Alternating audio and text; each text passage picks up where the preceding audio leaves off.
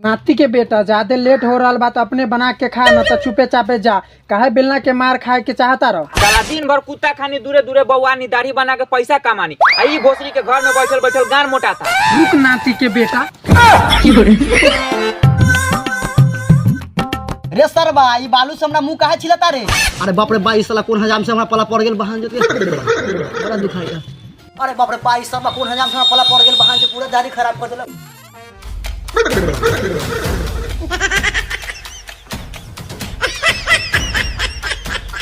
एक खाना बनल की ना बन गई तो दे दो गमई जाए के लेट होता। बस 2 मिनट रुकी सब्जी काट देल बानी मसाला पीस के आँच फूक दे हम।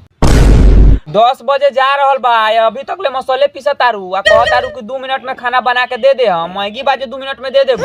नाती के बेटा ज्यादा लेट हो रहा बात अपने बना के खा न तो चुपे चापे जा काहे बेलना के मार खाए के चाहता रहो। साला दिन भर कुत्ता खानी दूरे दूरे बउआनी दाढ़ी बना के पैसा कमानी आई भोसरी के घर में बैठल बैठल गान मोटाता।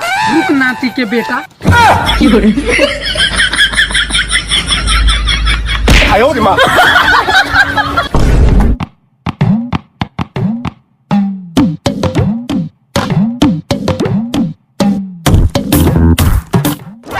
हे कैंची महाराज बियाह के काम कम दियो श्राद्ध के काम ज्यादा दियो। बियाह में कोनो खाली दाढ़ी बनवावेला लेकिन श्राद्ध में तो सब कोई सब कुछ छिलवा लेवेला यही से श्राद्ध में ज्यादा पैसा बा।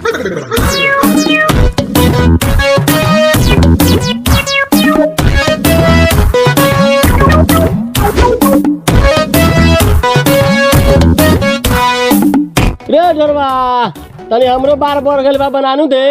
ए कथी हो? ए हमरो बार दाढ़ी बढ़ गइल बा तनी बना दे। ए बाल दाढ़ी वाला के बार दाढ़ी हो? ए तू समझ गेले ना बात खत्म हो गइल। ठीक बा पिटिया लेके आवा। ए घरे के बा रुक हम नहीं का बता।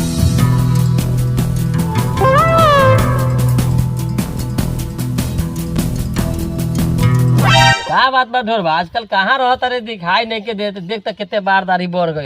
ओ चुल्हाई भाई पंडित जी के बेटी के बियाह रहल ओइमे पूरा मंत्र हमरे के पढ़ावे के रहल। हजाम को जैसे बियाह करावे लागल रे वो पंडित जी के।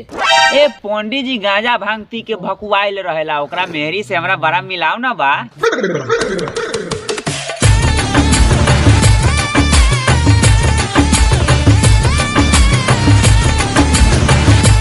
छिलवाइबा की सेटिंग करवाइबा। ए सब केहू के देखा तानी अब सेटिंगे करा के रखता हमरो सेटिंगे कर दे।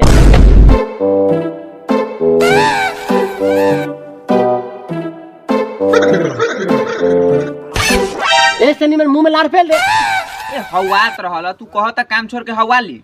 ए हसुआ से केस के काटेला रे। हसुआ ना हमर रोजी रोटी बा ई हमर बाबू के देन नहीं खे ई हमर बॉबे के देन बा। तोर बापो सार दोगले रहे तोर बाबो सार दोगले रहे। साला चुहैया तुम्हारा बाप के गाड़ी दे देले बाप के गाड़ी देले तो देले तुम्हारा बाबा के गाड़ी केना देले। ए जो हम तोरा से दाढ़ी ना बनवाम जो अतला हमें 12 रुपया ना देब त तू कथि कर लेबे। कुछो ना।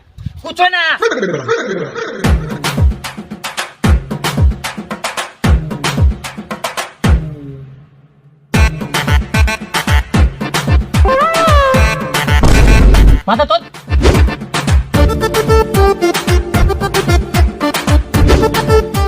जल्दी आवा हमरा श्राद्धो में जाए के बा। हां ढोको भाई पहले हमने बना दा।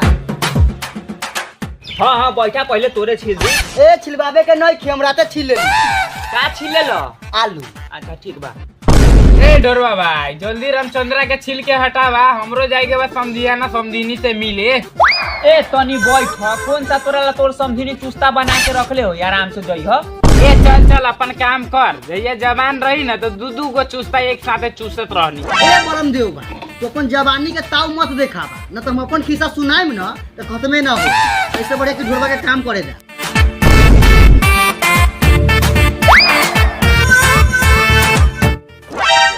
ए ढोलबा भाई रहे दे हमरा ससुराल जाई के बा हमरा खाली फेसियले कर दे। ठीक बा।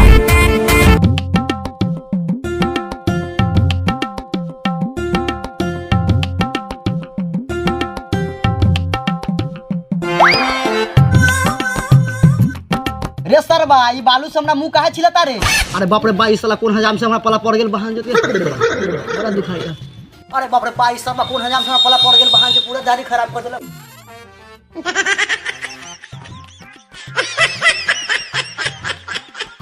हो गए रामचंद्र भाई जा छुट्टियो मार दियो। ना हे दे भोजन यार फट गेल बा तू। अरे बा भाई क्या रुपया भइल बोला ना। 18 रुपया भइल ज्यादा काम करे के पड़ल। 17 रुपया ला, 1 रुपया दर्द में काट लिया जाता नहीं दवाई। ए दवाई बार खइब 1 रुपया के भांग खरीद के खाला बम बम रहब। अब तोरा का करी? ए दाढ़ी बना दा।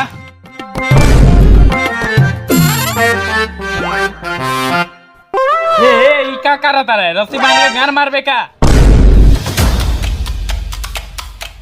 ए क्या करत रे? गर्दन जात के मुइबे का?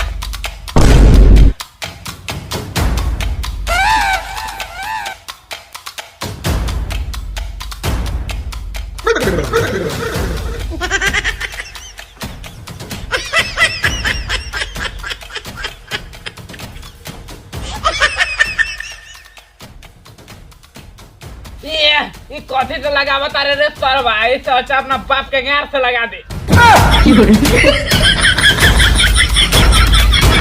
अरे बाप रे बाप, अरे बाप रे बाप, इस सरवा के ठाकुर से पला पड़ गेली रे बा। अरे बाप रे बाप, वो लोग तो बचाला हो लोग सब न ताई के बाजी पर हम देवा नहीं मिलते हो लोग सब। अरे बाप रे बाप, छोड़ दे रे सरवा रे, छोड़ दे। रुक जा, मसाजो कहिए देता नहीं। अरे बाप रे बाप, अरे बाप रे बाप, सर आज करिए के मान में करे सरवा, हमरा के छोड़ दे रे सरवा। अरे बाप रे बाप।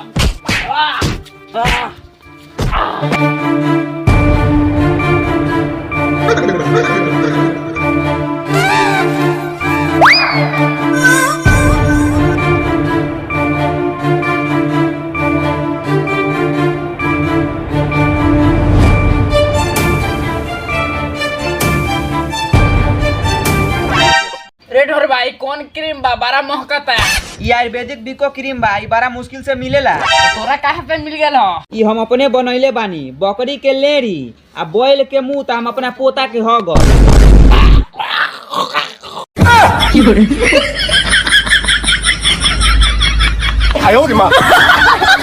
ओ ढोरवा भाई बुधना बहुत देर से खोजता। हाँ चलते बानी।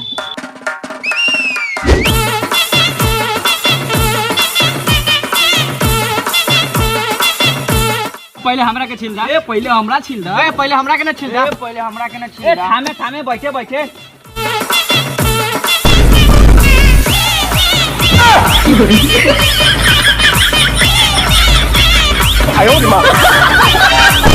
का सब भाग गई, लागत हमर काम सबके पसंद आ गई। भाई लोग अगर वो लोग के हमरा से दाढ़ी बनवावे के बाद हमरा से संपर्क करी सरोज प्रेमी वाइन्स पर। जाई प्रणाम।